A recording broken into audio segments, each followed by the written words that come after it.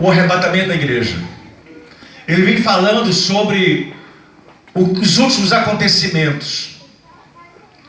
E eu fico preocupado porque nós precisamos entender que esse fato vai acontecer. Esse fenômeno vai ocorrer.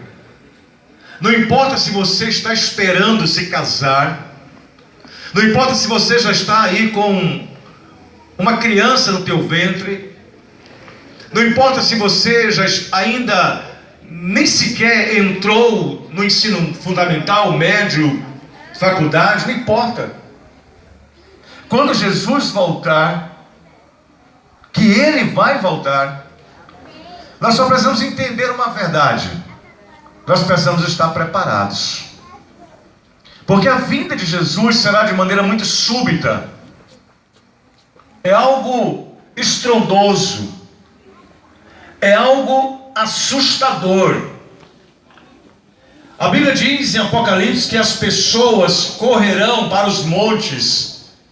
Irão dizer assim para os montes: montes, se abram, porque nós queremos nos esconder debaixo de ti.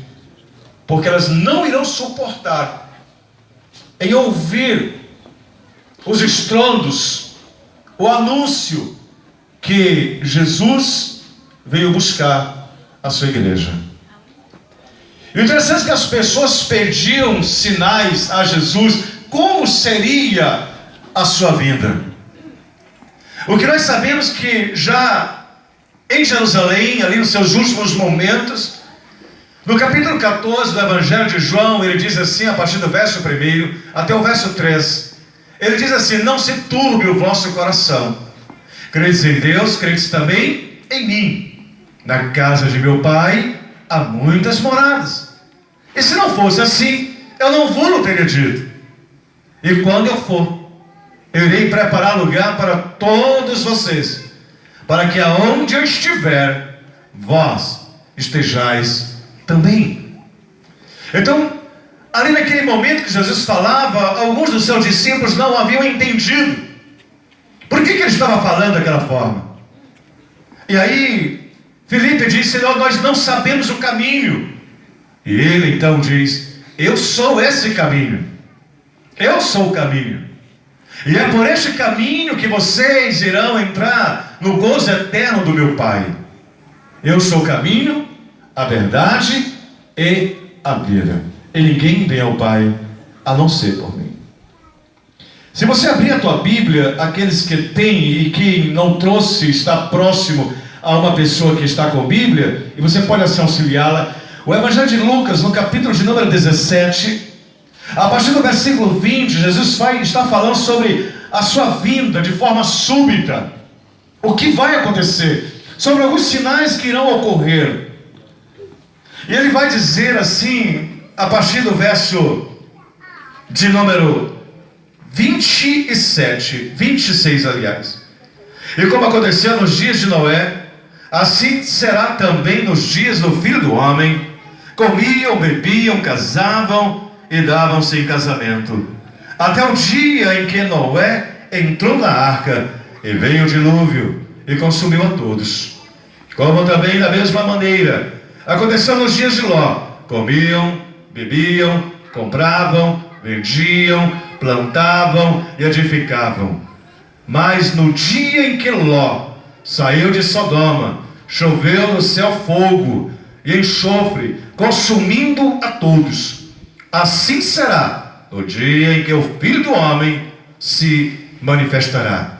Naquele dia, quem estiver no telhado, tendo seus utensílios na casa, não desça a tomá-los, e da mesma sorte, os que estiverem no campo, não volte para trás. Lembrai-vos da mulher de Ló. Vocês já pararam para pensar por que Jesus de repente diz assim: olha, lembrem da mulher de Ló, da mulher de Ló? Por que Jesus fala isso? Porque o verso diz assim, antes de falar, lembrar dela, naquele dia, quem estiver no telhado, fazendo algum serviço no telhado de casa, faz o seguinte: tendo seus utensílios em casa, não desça a tomá-los. E da mesma sorte, o que estiver no campo, não volte para trás. A Bíblia, para a palavra de Deus, discorrê-la, a gente vai encontrar muitas coisas. E eu quero, nesta noite, exatamente falar sobre esta mulher, esse personagem. Mulheres, muitas mulheres, se vocês observarem, elas foram lembradas nas páginas das Sagradas Escrituras, ou por terem contribuído com algo decisivo para a conquista, e libertação do povo de Deus, ou como foi uma mulher chamada Jael, que matou Sísera, uma mulher dinâmica, guerreira, uma mulher que era capitã do exército do rei de Canaã, e por ela ter se destacado, o próprio marido a matou. E lista de Jericó. Então muitas mulheres marcaram a história. Débora, juíza em Israel, mulher que marcou a história de Israel. Mas de repente Jesus agora fala de uma mulher, lá no início da história humana, da raça humana. Ele diz que, ele falando sobre a vinda dele, ele diz que estiver no telhado, em cima de uma casa, não desça para apanhar nada que estiver em casa. Quem estiver no campo, não se apresse para voltar em casa e apanhar nada. Por quê? Vocês devem se lembrar da mulher de Ló. Por que Jesus falou isso? Nome. A Bíblia não dá o nome desta mulher. Pelo menos não é citado na Bíblia. Mas a sua atitude, a atitude da mulher de Ló, queridos, é lembrada até os dias de hoje. Até os dias de hoje. E por que, pastor, que a mulher de Ló, ela é lembrada até os dias de hoje? Sabe por quê, queridos? Isso me leva a entender quantas pessoas vivem presas a coisas. Quantas pessoas vivem presas a lembranças? Quantas pessoas vivem presas ao pecado? Não conseguem se libertar? Quantas pessoas vivem presas a sentimentos e comportamentos negativos que paralisam, impedindo essa pessoa de seguir adiante, avançar, progredir? Quantas pessoas estão, vivendo um momento de esquizofrenia espiritual, atrofiadas, não se desenvolvem, não crescem, não amadurecem? Quantas pessoas nós conhecemos? Quantas pessoas vivem imersas num sentimento de autocomiseração, encontrando desculpas para serem como são? Pessoas que, o que é espírito de autocomiseração? São pessoas que têm pena de si mesmas. São pessoas que dizem assim: eu nunca fui feliz. Ai de mim, coitadinho de mim. Quantos vivem com esse sentimento? E eu quero dizer para você que esse é um sentimento perverso e maligno. Quantas pessoas vivem presas, aprisionadas? Ainda estão, como eu falei, repito, estão na igreja, mas infelizmente estão nos calabouços espirituais. Não conseguem ser felizes, porque estão presas, estão aprisionadas a alguma coisa que marcaram suas vidas e não conseguem se libertar. Quando veio o livramento para a família de Ló, foi para todos.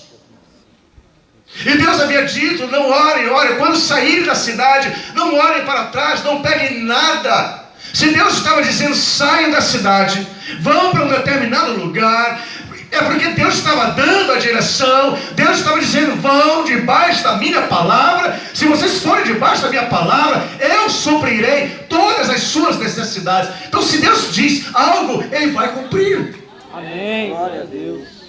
Então não olhem para trás.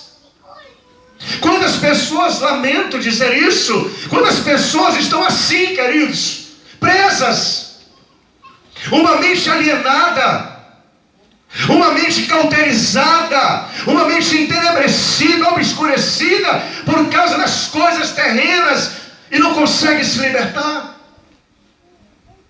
Eu trabalho há 30 anos, vou fazer agora, esse mês que vem, há 30 anos com usuários de drogas. Deus me deu o privilégio de me aprofundar nos estudos, viajar, conhecer as maiores cracolândias do nosso país, São Paulo, João Pessoa, Rio de Janeiro.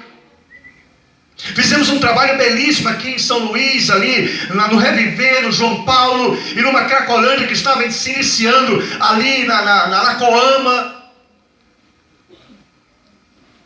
Quantas comunidades terapêuticas nós já plantamos e desafiamos as igrejas a abraçar essas pessoas. E quantos desses jovens tiveram o privilégio de sair das drogas, sair do lamaçal do pecado, ter a oportunidade de recomeçar uma nova vida.